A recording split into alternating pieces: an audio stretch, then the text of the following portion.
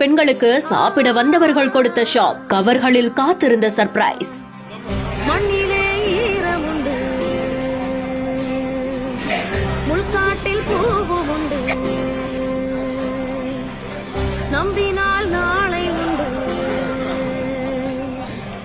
நீங்க இலை எடுத்தது போதுமா, உட்கார்ந்து வயிறார சாப்பிடுங்கன்னு சிக்கன், மீன், பிரியாணி என ராஜ விருந்து.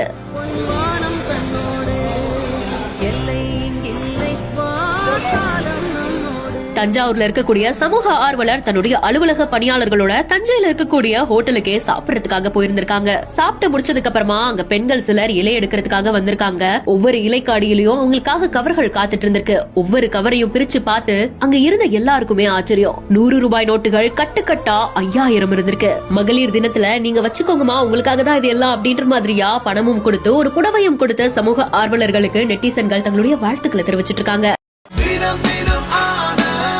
ஆனந்த், ஒரு சுகமான உள்ளாடை.